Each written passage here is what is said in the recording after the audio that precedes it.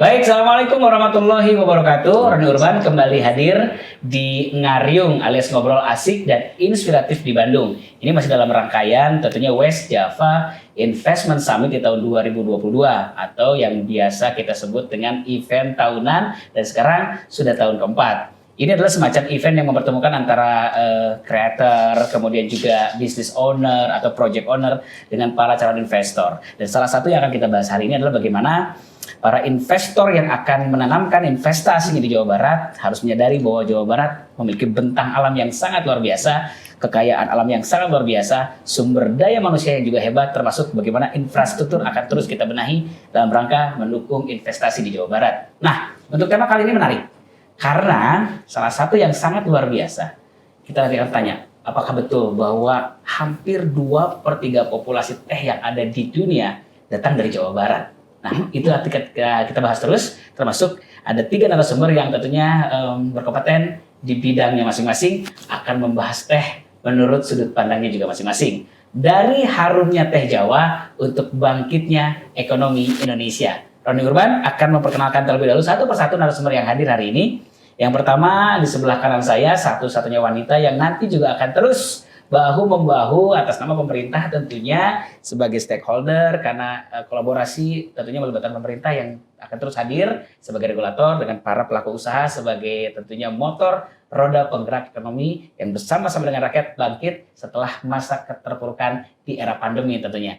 Ibu Sonia Fatmala Hengki Kurniawan yang merupakan istri dari Bupati Kabupaten Bandung Barat. Yang di studio boleh apresiasi tepuk tangan dong. Saya emang akan mau panggil ibu teh aja. Karena pas saya ini ngebaca teh, jadi teh Sonia.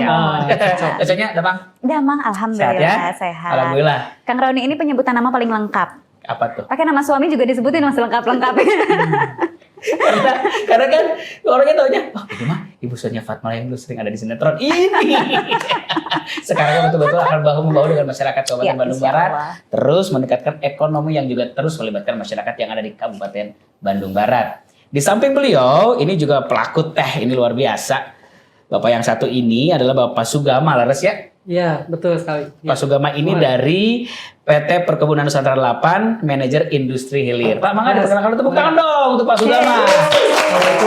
Perkenalkan, saya Sugama dari Industri Hilir Teh. Jadi kita ada unit hilir dari PT Perkebunan Nusantara 8. Holding company kita ada PT Perkebunan Nusantara dari 1 sampai 14. Tetapi untuk khusus Jawa Barat ini kita ada PT PN 8. Dan kita sebagai produksi hilirnya adalah ada Teh Walini, Guapa, dan Gunung Mas. Wow, luar biasa sekali. Kita tepuk tangan lah buat Pak Sugama.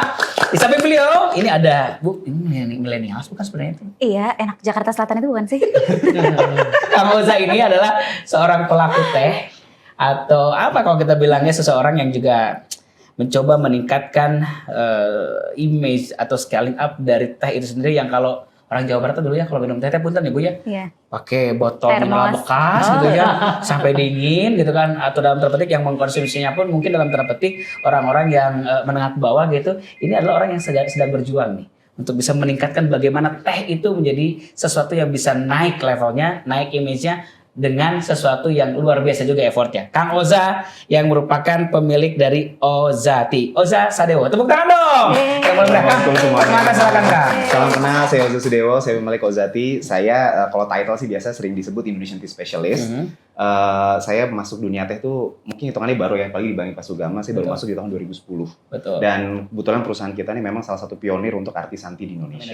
Saya kan ke dasarnya dulu nih. Kalau nggak salah saya pernah mendengar bahwa 23% atau 2/3 teh yang ditanam di seluruh dunia itu bibitnya datang dari Jawa Barat. Saya akan ngobrol sama Pak Sugama. Kita telah Pak, betul Pak. Pisan Bapak. Jadi saya terangkan dulu ya, ini kita produsen teh Indonesia ini sebagai produsen teh terbesar ke-8 di dunia. Kurang lebih produksinya sekitar 138.000 yang kita suplai ke dunia.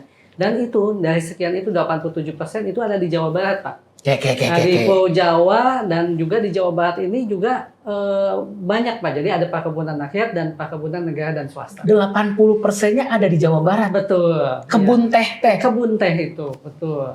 Jadi memang luar biasa. Jadi Jawa Barat ini memang alamnya luar biasa sehingga cocok untuk perkebunan teh. Gitu. Jadi suhunya, kelembabannya ini luar biasa banget karena memang suhu teh ini harus di 13 sampai 15 derajat Celcius. Idealnya. Kelembaban 70% dan ketinggian minimal 400 meter di atas permukaan laut. Ini cocok banget dengan alam Jawa Barat. Betul. Itulah reasonnya kenapa kita perkebunan teh ini terbesar di Jawa Barat. Nah, Begitu. itu artinya betul-betul para investor yang hari ini menyaksikan acara kita bahwa di awal sudah disampaikan Jawa Barat harus mensyukuri dengan giftednya bentang alam yang Betul. sangat luar biasa akan Iya. kita manfaatkan sebagai bentuk peluang yang sangat besar untuk para investor. Nah, pertanyaan berikutnya Pak, seperti apa sih Pak kondisi atau overview dari industri teh di Jawa Barat dan di nasional secara garis besar baik di dalam negeri maupun di luar negeri Pak? Nah, kita ini memang saat ini overview-nya bahwa kita sudah mengekspor ke berbagai negara nih. Jadi di Jawa Barat sendiri ini ada perkebunan besar negara, Betul. kemudian swasta dan juga ada rakyat. Betul. Nah, 50% ini ada di perkebunan rakyat. Jadi luar biasa kalau kita dukung industri teh ini, maka akan mendukung sekaligus ekonomi kerakyatan. Oke. Dan tentunya kalau ekonomi kerakyatan ini kita dukung akan meningkatkan juga sustainability dari ketahanan pangan. Jadi kita secara dimensi dari demand masyarakat ini akan sangat mendukung kepada teh ini. Gitu. West Java Investment Summit 2022 setiap tahunnya tentunya juga mempertemukan bagaimana calon investor dengan para business owners atau project owners. Peluangnya seperti apa sih Pak? Kalau kita bicara dengan para Peluangnya investor. sangat gede banget ya. Jadi kalau kita lihat sebetulnya kita ini sebagai pengekspor itu kurang lebih kita saja mengekspor ke luar negeri itu sekitar 70%. 30%-nya untuk domestik sebetulnya. Jadi seueur keneh nu teh di luar negeri, Pak. Muhun pisan begitu. Jadi Kenapa bisa begitu, Pak? Itu teh, Pak. Nanti kamu aja pengen ngejawab, Tan. jadi Tan. base dari sejak dulu nih, kalau saya lihat data, saya punya data dari tahun 1916, 1905. Itu pada saat zaman penjajahan Belanda, itu kita supply ke luar negeri itu luar biasa. 98.000 ton. Sejarah itu membuktikan seperti itu ya, Pak ya? Ya, itu baru dari kita saja. 98.000 ditambah dengan yang dari luar-luarnya sekitar 200.000. Jadi lebih tinggi, Pak. Lebih Jadi tinggi kalau dulu. ini analogi sederhana nih, kalau saya punya barang 10, yang 3 dibeli sama orang kita, yang 7 dibeli sama orang luar negeri gitu, Betul, Pak. seperti itu. Jadi kebanyakan kita ekspor itu adalah ke Eropa. Oke. Jadi orang Inggris, makanya disebut ada English breakfast, mungkin tahu aja ya. Kenapa dasarnya seperti itu? Karena orang Inggris itu adalah peminum teh terbesar. Pak Punten, bicara Gitu. cuaca dan suhu, Pak. Kan di sana juga lebih dingin, Pak. Tapi kenapa tehnya berasal dari kita, Pak? Nah, itu karena di sana tidak bisa tumbuh. Di sana karena ada musim dingin segala macam sehingga itu tidak memungkinkan untuk nanam teh di sana. Jangka panjangnya mungkin gitu Iya. ya. Betul ini. Tiba-tiba salju gitu kan. Betul. Ada periode-periode yang mungkin tidak memungkinkan. Tidak memungkinkan untuk ditanam teh di sana. Sehingga yang paling cocok dengan gift dari Tuhan adalah di tempat kita dan terutama di Jawa Barat. Ya.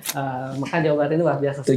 70% ekspor ke luar negeri, 30% dikonsumsi oleh domestik menjadi sebuah peluang dan juga tantangan. Tantangannya akan jadi milik berdua ini nih ya. Peluangnya nanti akan kita Dan sama-sama. untuk domestiknya gede. Betul. Makanya kita ada kolaborasi, ada Mas Oja, Betul. seperti yang mixologi, Betul. Somalia dan lain sebagainya. Betul. Bagaimana kita bisa meningkatkan konsumsi teh dalam negeri untuk yang produk teh yang berkualitas. Betul. Jadi dengan tadi domestik 30%, dengan jumlah penduduk yang sangat banyak, dengan edukasi teh tentunya, maka ini bisa naik nih konsumsi domestik. Growth-nya gitu. masih sangat besar. Peluangnya masih gede. Betul, betul. Bayangkan kita dari industri minuman ringan itu kita jauh.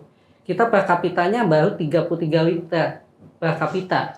Tapi kalau Thailand itu sudah 89 liter. Singapura 141 karena itu ada TWG itu di sana begitu. Jadi inilah kenapa reasonnya peluang untuk di Indonesia sendiri ini begitu besar. Mau kita gali Pak, apakah habit atau apa Pak yang menyebabkan kenapa konsumsi di luar negeri jauh lebih besar daripada di kita? Apa perlakuan terhadap teh berbeda di sana dengan kita Pak? Kalau kita lihat dari sejak zaman kolonial dulu, kenapa di Eropa, terutama yang musim-musim dingin itu gede untuk konsumsi tehnya.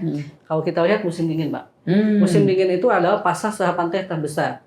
Reasonnya begini, kalau musim dingin pasti dia minum yang hangat. Betul. Sekarang kalau minum kopi, Pak, Bapak Cangkir kuat minum kopi, Pak. Satu cangkir, dua cangkir selesai Pak. Selesai, pusing kelamaan ya. Seul angan lagi. Seul angan. Betul. Tapi kalau teh enggak, Pak. Iya. Konsumsi bercangkir-cangkir aman. Itu ada reason kenapa konsumsi pada saat musim dingin teh itu gede.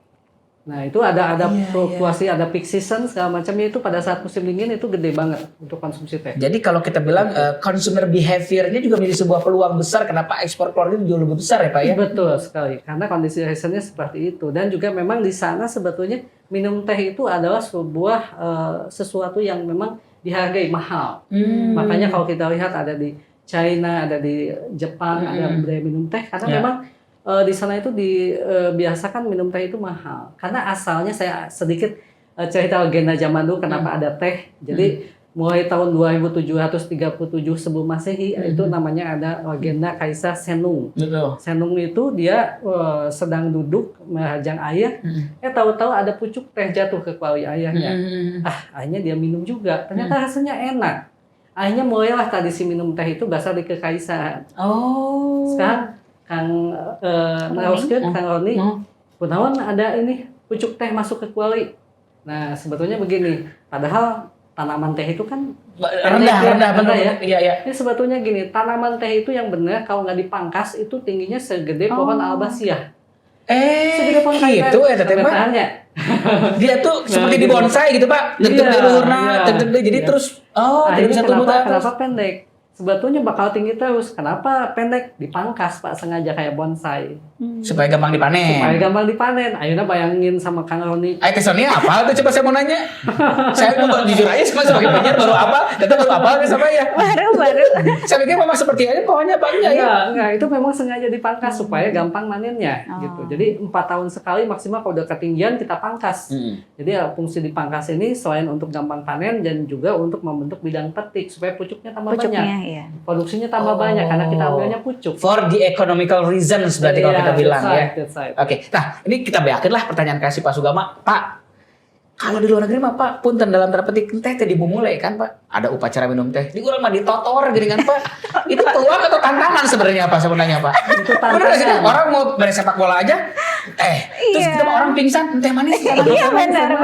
Teh manis di Indonesia mah bahasa segala. Aduh orang lalir teh manis. Teh manis gitu ya. Itu tuh apa? Peluang atau tantangan Pak dengan habit seperti itu Pak? Itu tantangan. Betul. Tantangan juga buat kami dan juga sekaligus peluang sebetulnya. Makanya kita banyak kolaborasi dan edukasi kepada masyarakat bahwa teh ini sebetulnya berkhasiat, manfaatnya lebih gede dan semakin ambil teh yang berkualitas, manfaat yang didapat tentu makin gede. Karena teh nu berkualitas sangat mungkin naon Kang? Bentenna kieu. Jadi perbedaan dari teh yang berkualitas kita ambil dari pucuknya. Pucuknya ini mengandung sari-sari teh yang luar biasa, ada katekin, ada polifenol dan antioksidan lain. Nah, antioksidan itu yang kita dengar ya teh. Iya benar. Betul. Nah, di sini juga di pucuk tersebut memang ada maksimal yang bisa dipetik itu adalah P+3. Kita sebut seperti itu. Apa itu Pak? P+3 itu peko, P-nya itu peko itu adalah pucuk. +3-nya +3 daun maksimal. Jadi hanya di atas ini, kemudian di bawahnya ada 3. Hanya itu yang kita petik. Itulah teh yang kenapa teh berkualitas. pucuk itu mahal gitu ya? Maksudnya di pucuk yang atas itu mahal Pak? Iya, betul. Karena memang di sana sebelum pucuknya terbuka, di sana masih terkandung berbagai zat-zat yang luar biasa antioksidan tersebut. Karena itu kalau kita mencapai 1 kilogram itu berapa pucuknya Pak ya berarti? Iya, makanya itu kenapa disebut sebagai teh berkualitas. Mungkin Bapak uninya white tea, kita juga produksi white tea. Yang paling luar biasa kilonya berapa itu? Sekilonya bisa kita jual sekitar 1 juta, 1.200.000 untuk yang white tea. Iya. Tapi kalau Baru tahu kan? kalau di sudah yang seperti ini kita jual ada yang 85.000 Pak. Ya, 85.000 setara dengan yang produk yang lain lah gitu ya. Nah, ini mengandung berbagai macam antioksidan yang paling tinggi karena berasal dari satu pucuk saja Pak. Gitu. Sedangkan kalau yang lain-lain kan P+3. Ya, dengan volume yang lebih besar, tentunya dengan gramasi yang lebih banyak juga tentunya. Banyak juga. Nah, kalau di atas itu masih ada yang kepetik juga, tapi memang menghasilkan quality yang wow, yang di bawah begitu. Oke. Gitu. Itu apa perbedaannya? Lengkap bisa ya dari Pak Sugama. Sebelum nanti kita akan gali lagi, sengaja saya mah sepertinya heureuy, tapi ini serius Pak. Bagaimana kalau perlakuan teh di luar negeri diupacarakeun sampai saya pernah lihat Pak upacara minum teh itu si cangkirnya dicuci dulu pakai air panas, suhunya dijaga dan segala macam, di urang mah ditotor. Ini kan peran pemerintah nih Pak sebenarnya hadir ya Pak ya. Ibu Sonia Fatmala juga hadir akan memberikan sesuatu di mana beliau ada tanggung jawab di pundak beliau untuk mensosialisasikan betapa pentingnya minum teh kepada generasi muda, kepada siapapun, minimal di tingkat Kabupaten Bandung yang di Jawa Barat teh. Seperti apa sih rencana pemerintah Kota Bandung atau di Kabupaten Bandung Barat ini teh? Jadi kalau misalnya memang terkait dengan teh ya, Bandung Barat sendiri itu memang luas sekali terkait dengan kebun teh. Betul. Hampir di semua kecamatan itu rasanya punya kebun teh. Di Rongga ada. Di gitu Rongga ya? ada, di Gunung Halu ada, di Lembang ada, di Cikalong ada gitu. Jadi memang Cipata. Jadi memang luas sekali. Nah, namun memang tantangannya adalah saat ini bagaimana caranya perkebunan rakyat ini bisa menjual dengan harga yang pantas gitu. Kenapa teh selama ini masalahnya? Karena mereka hanya memetik, tapi mereka tidak mengolah, itu yang jadi masalah gitu. Nah makanya tantangan dari pemerintah sendiri adalah bagaimana caranya kami bisa mengedukasi petani teh itu sendiri untuk mereka ini bukan hanya memetik, mereka ini bukan hanya menjadi petani, tapi mereka juga bisa mengolah sehingga harga teh ini ketika dijual tentu akan ada penaikan gitu dari harga itu sendiri. Dan syukur-syukur akhirnya petani teh itu sendiri mereka bukan hanya memetik tapi mereka juga bisa membuat brand sendiri, mereka juga bisa memasarkan sendiri, kan harapannya memang seperti itu gitu. Betul. Ya. Berarti pemerintah Kabupaten Bandung Barat sekarang sedang berpikir bagaimana membenahi di hulu dulu berarti ya Teh? Betul, tentang di hulu dulu. Nah, salah satu inovasi dari kami pemerintah Kabupaten Bandung Barat adalah Pak Hengki kemarin baru melaunching kegiatan petani zilenial. Apa itu Teh? Petani zilenial ini adalah kami ingin mengajak anak-anak muda untuk hayu bertani. Bertaninya itu sebenarnya beraneka ragam sih ya. Ada dari kopi, ada bertani sayuran, ada bertani buah-buahan, sampai ke teh itu sendiri. Nah, kenapa kami mengajak anak muda? Kami itu pengen memperkenalkan bahwa menjadi petani itu bukan sesuatu hal yang kuno. Menjadi petani itu bukan lagi menjadi sesuatu hal yang tidak bergengsi. Atau bahasa yang lebih parah adalah bukan lagi kaum termarginalkan. Iya. Ya. Sekarang sudah menjadi sesuatu yang harus kita garap kembali. Iya. Apa kalau kata Pak Gubernur, tinggal di desa, rezeki kota, bisnis mendunia. Nah, itu juga menjadi salah satu semacam pegangan kami lah begitu, bahwa ya kita cukup ada di Cikalong Wetan aja, tapi bisnis kita bisa sampai mendunia kan begitu. Nah, bagaimana caranya kita akhirnya mengajak anak muda, karena kalau anak muda itu kan masih punya ambisi ya, hidup mereka masih panjang. Kita bina, kita ajarkan caranya marketing, kita ajarkan caranya untuk pengolahan dan lain sebagainya. Itu menjadi salah satu upaya kami yang memang saat ini masih kami ikhtiarkan. Yang mudah-mudahan bisa berdampak, karena di Bandung Barat sendiri kemarin itu kami baru melepas ekspor untuk kopi sebesar 9,1 ton dari petani mandiri. Wow. Nah, itu kan maksudnya keren sekali gitu, bahwa petani mandiri itu bisa membuktikan mereka bisa sukses tanpa harus menjadi perusahaan swasta yang besar, tanpa harus mereka mempunyai brand yang luar biasa. Tapi bagaimana caranya ikhtiar kita atau mungkin zaman digitalisasi yang saat ini menguntungkan, itu bisa dimanfaatkan sebaik-baiknya gitu. Karena kan jejaring itu yang harus kita perbanyak saat dan pemerintah akan membuka seluas-luasnya jejaring itu. Betul. Ya. Tugas pemerintah hadir di situ. Dan tugas pemerintah hadir di situ. Makanya kenapa kami ikut mendampingi, kami menciptakan program petani zilenial itu sendiri, untuk bagaimana caranya ya mereka anak-anak muda ini zilenial ya, maksudnya zilenial tuh artinya masih di bawah generasi. Kalau saya masih milenial, berarti ada di bawah lagi. Mungkin kalau tapi ini menarik apa yang beliau sampaikan. Ini buktinya sama Pak Sugama tadi sampaikan. Pak, paling jauh ini ekspor ini kemana Pak? Kita ini kalau bulkingnya kita ekspor sampai udah 40 negara nih. Tuh, jadi kalau Sonia tadi bilang ekspor, ini buktinya. Ekspor 40 negara, tetapi untuk yang retailnya ini udah 3 negara. Nah, untuk yang produk lain yang retail mini store-nya apa Pak?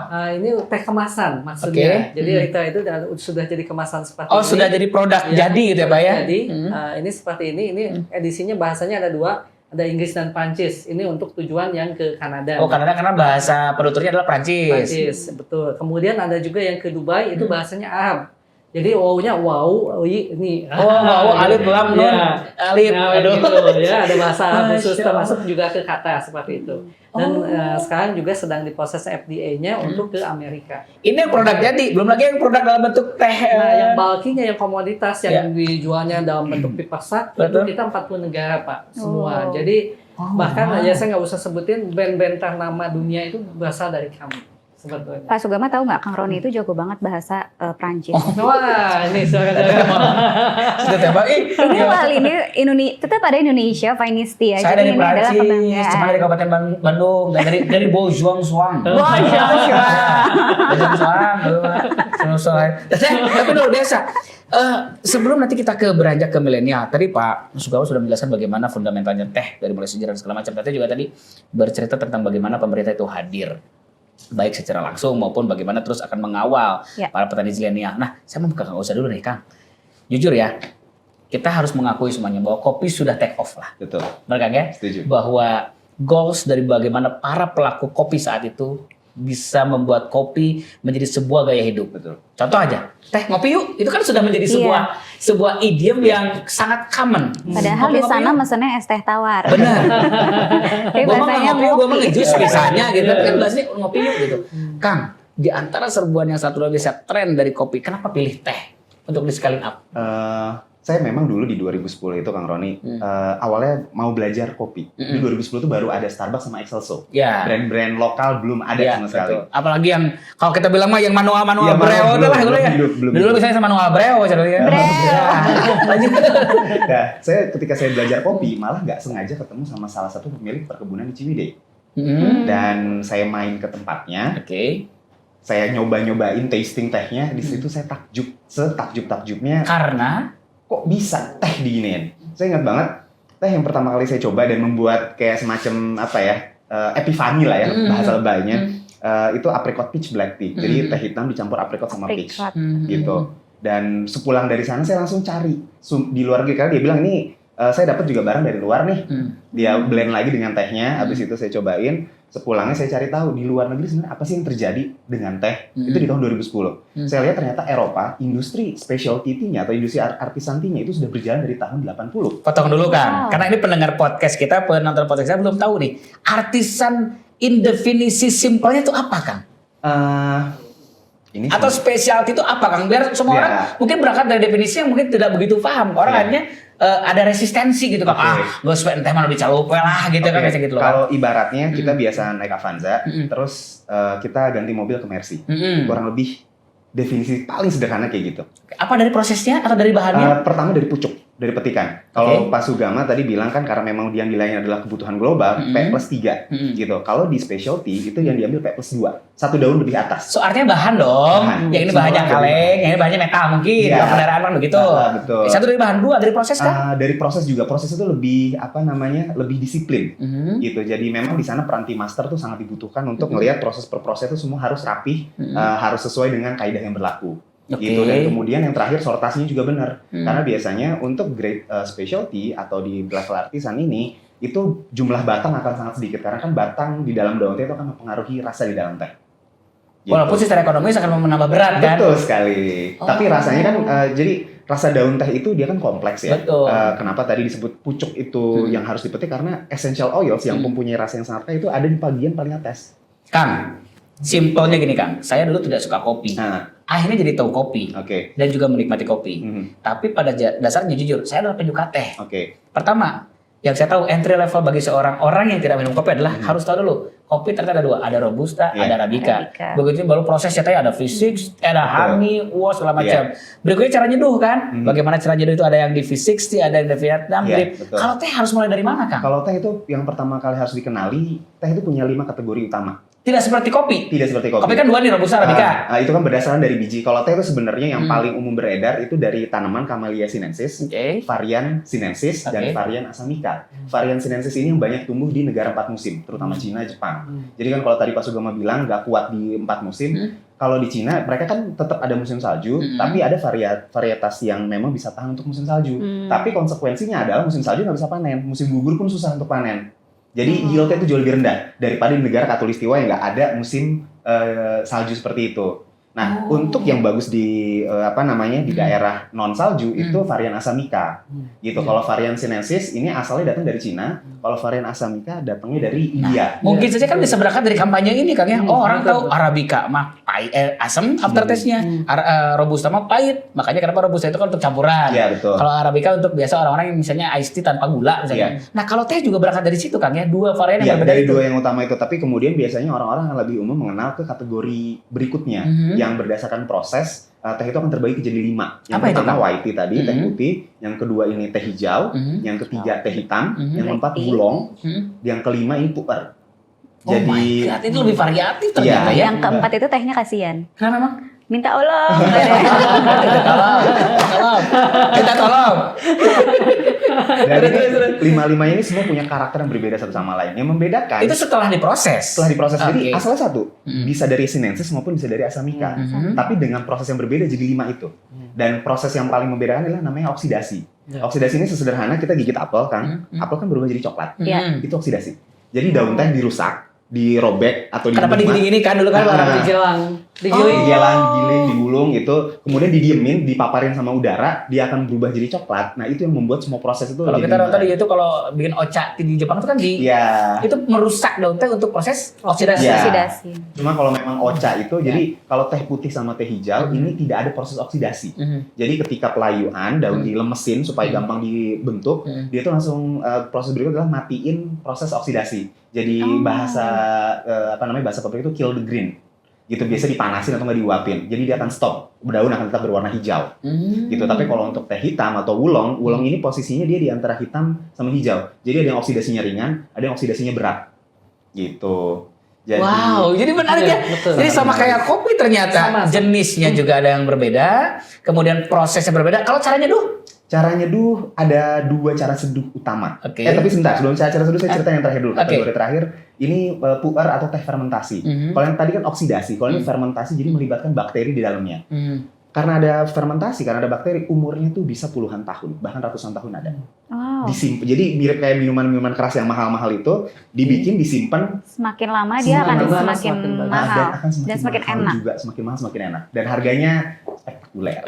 ngalamin nggak sih waktu zaman kita kecil ya, nenek kita kalau nyeduh teh, poci, perulkeun, beres. Tadi dulu nih masalahnya kita beda zaman kecil. Jadi takut nggak nyambung. Nyampe nggak masa itu ngalamin nggak? Ngalamin. Dari kan kita juga ngalamin di mana tiba-tiba praktisisasi dalam proses menyeduh teh dengan ada teh celup. Nah sekarang teh artisan ini kembali lagi ke dalam bentuk Iya. bubuk ini gimana? Iya. Apakah bukan kemunduran kan dari cara menyeduh atau gimana Kang? Sebenarnya ketika kita, ini tahapannya berbeda nih kan. Iya. Kalau kita ngomong tentang yang modern, celup kayak gini, orang mengejar praktisan. Iya. Tapi ketika kita ngomong soal specialty atau di level artisan, kita ngomong tentang apresiasi. Jadi Proud ya. jadi dengan adanya daun tidak menggunakan tibek, sebenarnya di specialty ini ada tibeknya khusus juga ada. Ada. Kalau pengen ngejar praktis, Oh ada tibek ada juga. materialnya khusus, bentuknya khusus, harga mesinnya mungkin 5 kali lipat daripada yang normal. Gitu. Jadi kalau yang celup biasa 200 juta, yang buat ini 1 miliar. Yang bahannya kayak Ya, plastik, nilon. Nilon. iya. Nah, jadi ketika kita ngomong loose leaf atau daun utuh gini, kita tuh jadi banyak hiburan. Kita bisa mengapresiasi ketika daun itu mekar. Ya karena jadi penuh ya teh ya, asal sejumput gitu tapi tiba-tiba jadi mekar. Dan saya tuh seneng banget kalau teh ngeteh pagi-pagi saringan, kemudian ngeliatin essential oil itu ekstraknya tuh keluar semua. Gitu ya. Gitu. Dan itu jadi tontonan mereka kelihatan Dari gini air aja. putih gitu jadi tiba-tiba seperti hujan turun gitu kan Iya. warna menguning gitu. Dan itu jadi suatu pengalaman yang sangat berbeda. Makanya ketika kita ngomong tentang specialty, kita tuh benar-benar bisa menjadikan teh ini sebagai jeda sejenak dalam hidup. Bisa juga jadi oase kalau lagi stres, lagi lagi rush, pengen ngerem sebentar. Apa yang bisa dipelajari dari teman-teman komunitas kopi sehingga sekarang kalau kita bilang dan kita akui kopi lagi take off bener ya sekarang menjadi sebuah budaya baru. Kalau yang paling saya rasakan perbedaan adalah kopi itu inklusif, sangat inklusif. Sedangkan teh ini realita tapi teh itu eksklusif. Kenapa eksklusif? Karena kalau kopi kita tuh tahu kita bisa beli green bean, ya kan? Dari green bean pengen usaha tinggal pakai wajan aja bisa di roasting. Roasting, Walaupun betul. kita nggak tahu kualitasnya gimana ya. Betul. Kemudian dari roasting orang bisa langsung seduh di rumah, bisa seduh di kafe. Yes. Kalau di teh yang paling awal aja mau beli teh di mana? Mesti datang ke Walini. Mesti datang ke PTPN, mesti datang ke pabrik-pabrik besar lain. Seberapa Sama banyak skala orang yang bisa industri kenal ya? Pagana? Oh Gitu. my God. Seberapa banyak orang yang bisa kenal dengan seperti saya sebenarnya dapat privilege untuk bisa kenal dengan pemilik perkebunan ketika pertama kali saya masuk. Gitu. Tapi nggak banyak orang yang dapat privilege seperti itu. Iya. Dan itu peluang apa tantangan sebenarnya? itu sebenarnya secara bisnis ya saya sih seneng ya. Ya. Betul. Kalau dari hulunya memang barrier-nya tinggi banget, tapi di hilirnya enaknya adalah ya orang Indonesia ini negeri peminum teh kan seperti Kang Roni bilang tadi, Yes. kecelakaan minumnya teh, Iya. masuk UKS teh pahit dikasih, Dan orang iya. kesurupan aja dikasih. Dan lebih Ya, kita akuin universal. bener. Iya, dan lebih universal Berarti luar maksudnya. biasa. Kesulitan dikasih teh. Kalau kopi itu mungkin hanya bisa dinikmati oleh orang dewasa dan yang Betul. suka. Tapi kalau teh rasanya anak dari 1 tahun diare pun dikasihnya teh udah. Jadi memang sudah lebih Teh, ini mas kalian aja atau teh soalnya kan sebagai mungkin dalam tanda petik saat ini memiliki kemampuan untuk bisa menjangkau berbagai macam kalangan masyarakat. Apa yang perlu kita dorong teh dari teman-teman dengan usaha yang luar biasa, effortnya begitu besar loh untuk meningkatkan image teh ini teh. Kan pemerintah juga harus hadir di situ teh. Iya tentu ya, seperti yang tadi saya bilang petani zilenial ini juga menjadi salah satu upaya yang mana setelah mereka lulus, jadi petani zilenial ini bukan hanya launching membranding, tapi mereka itu seperti di karantina, seperti ada sekolahnya. Sehingga ketika selesai dari sana kita akan mengejar tentu bisnis apa yang akan mereka tempuh di kemudian hari. Betul. Nah, salah satunya adalah bagaimana caranya kita sekarang ini menaikkan kembali branding terkait dengan minum teh, terkait dengan bagaimana kita menyuguhkan teh di rumah. Karena kan segala sesuatu harus mulai dari diri kita sendiri. Jadi memang setiap saya menyuguhkan tamu tentu pakai teh, ya pakai teh Walini karena Ozati waktu itu belum kenal ya. Jadi mudah-mudahan nanti Karena gini loh, kan gini nih, kan re-campaign yang akan terus dilakukan secara berulang juga kan membuat orang lama-lama bosan. Harus gitu kan, harus sesuatu yang baru lah gitu ya. Harus ada sesuatu hal yang baru. Ya kita akan berkolaborasi ya tentunya ya, karena kita juga punya Walini, PTPN 8 di Bandung Barat. Di sana juga sudah ada house tea-nya di Dusun Bambu, di Cisarua juga sudah ada. Dengan kolaborasi ini, dengan semakin banyak pelaku usaha yang bikin sesuatu di Bandung Barat, mudah-mudahan nanti Kang Oza juga bisa bikin sesuatu di Bandung Barat. Mudah-mudahan akhirnya mudah-mudahan akhirnya bisa mengajak dan lebih meningkatkan aware masyarakat terhadap minum teh itu sendiri. Kang, saya sebagai MC nih, ketika saya diminta untuk pelatihan public speaking misalnya gitu, untuk para calon MC secara bisnis tidak menguntungkan buat saya. Bener nggak? Karena apa? Wow, nanti ada MC baru, bener kan? Tapi bosnya adalah sebuah pepatah mengatakan bahwa pemimpin yang baik adalah pemimpin yang bisa melakukan pemimpin berikutnya. Goals terbesar dari seorang Ocha itu mimpinya apa teh? Saya sebenarnya punya mimpi besar tuh mengharumkan kembali nama teh Indonesia di global dan dalam negeri juga. Karena memang potensi kita nih gedenya luar biasa, Kang Roni. Kita ini punya sejarah jauh lebih panjang. Kita adalah negeri di luar Asia Timur yang pertama kali menanam teh. Jadi kan di luar Cina, Jepang, daerah mana lagi nanam teh? Pertama kali itu baru di Indonesia dan di Jawa Barat. Gitu, karena kebun percobaannya juga di Jawa Barat. Karena tadi Mas Goma bilang 80% ada di kita semua.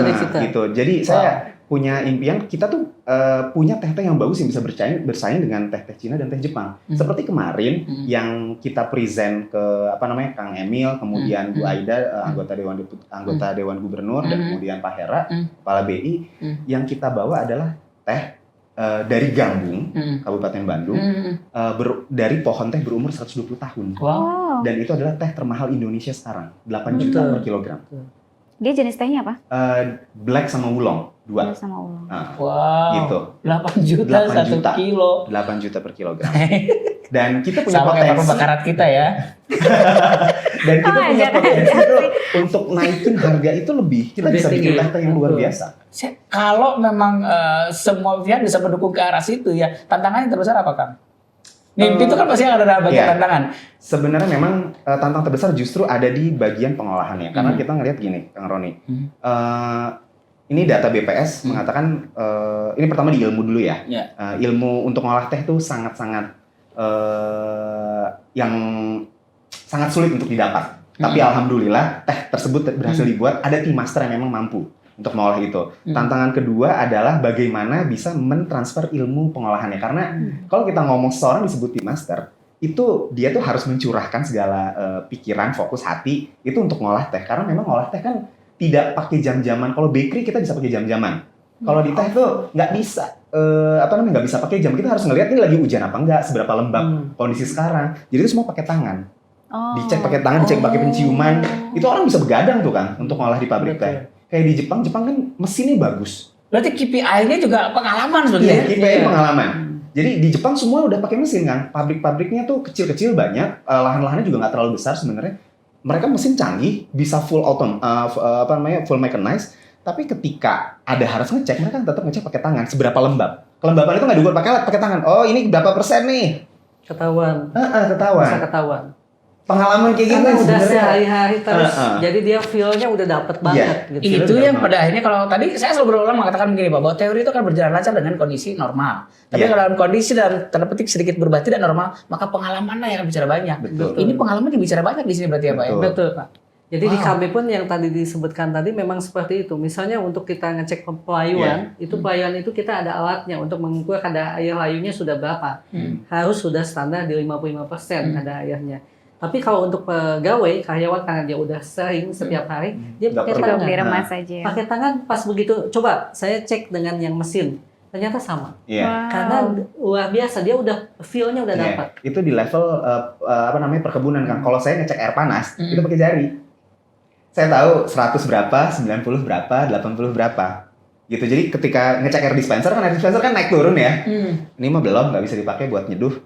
Gitu. Cukup kerasa nanti tingkat panasnya seperti apa Sudah jari. tingkat itu yang namanya Keren amat ya.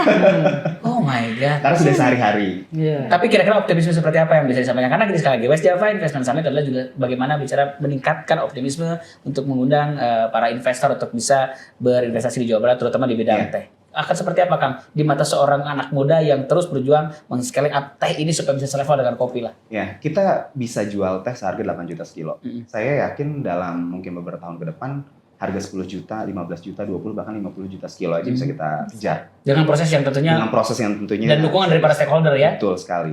Mas Sugama, Ya. dari ini kan industri hulu berarti kalau kita bilang ya. Betul. Apa yang bisa disampaikan Pak? Peluang yang begitu besar untuk Jadi para investor sebetulnya kita. kita sekarang ini sedang membuka banyak kerjasama juga, terutama untuk yang di bidang perkebunan teh. Ya. Makanya tadi saya senang sekali seperti yang disebutkan oleh Mas Oja tadi, termasuk kemarin ada yang Timaster ya, yang lainnya, itu kan ada keahlian untuk membuat teh yang specialty, yang gitu seperti itu. Tetapi kan pasti perlu bahan bakunya, perlu perkebunannya. Nah kita kan di hulu nih, yang ini ada untuk yang di hilirnya seperti itu dengan specialty-nya, sehingga ini bisa terbuka peluang kerjasama. Mungkin seperti itu dan juga tidak menutup kemungkinan bagi investor lainnya juga. Karena kalau tadi lihat kita minuman kekinian sampai ada yang dari luar negeri masuk ke kita kan sebetulnya kenapa tidak? Why kenapa kita yang tidak bikin seperti itu? Gitu. Betul.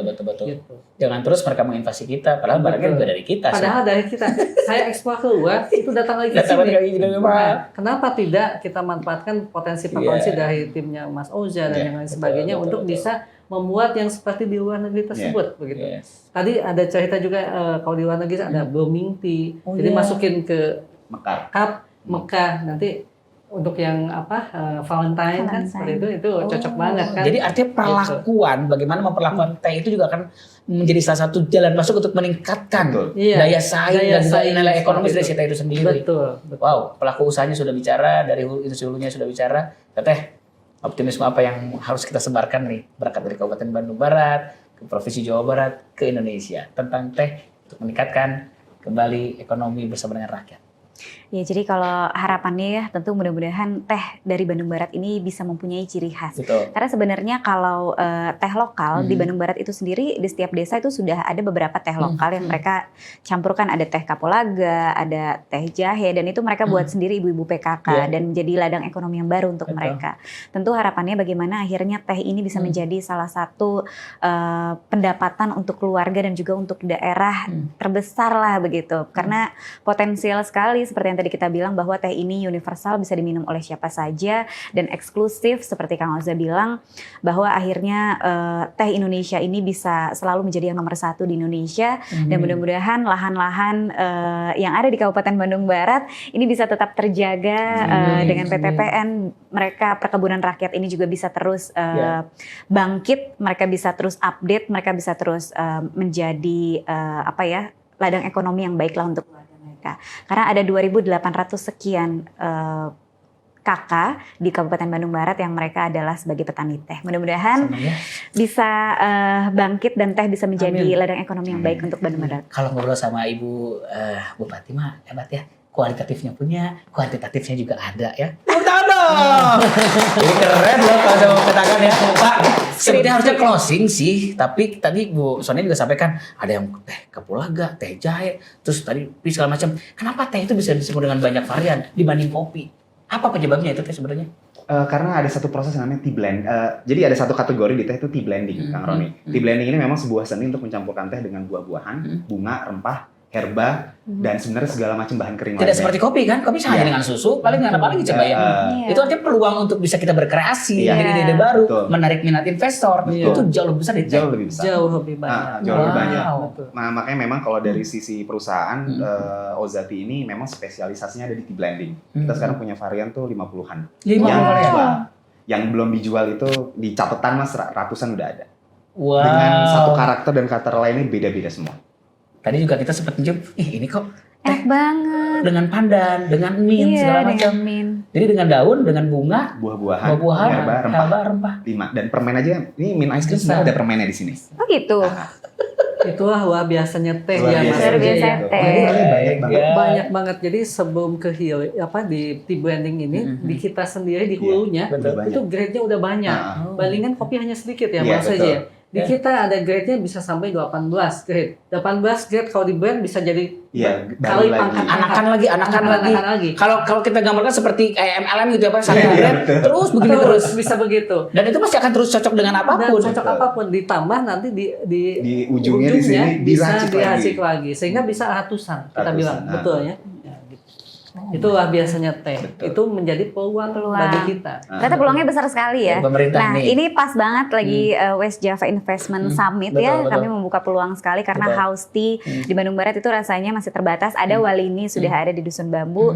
Kita lagi menunggu Kang Oza untuk membuat suatu bisnis dan usaha di Bandung Cina, Barat awas. juga ya. Dan mudah-mudahan Aduh, investor. Loh, ini doa lo ya. Iya, Mudah-mudahan Nah, iya, bener ya, iya, sih, iya, kalau kopi terwujud. gerobakan itu udah banyak ya. Iya. Masa house tea aja jarang gitu loh. Kopi itu udah kelasnya udah gerobakan banyak sekarang ya. Teh? Banyak. Nah, makanya kenapa house tea ini dengan peluang begitu luar biasa, banyak sekali jenis-jenisnya. Iya. Mudah-mudahan ada investor-investor yang ingin membuka bisnis baru. Kami Betul. sangat membuka sekali untuk Betul. bisa bekerja sama atau membuka usaha di Bandung Barat.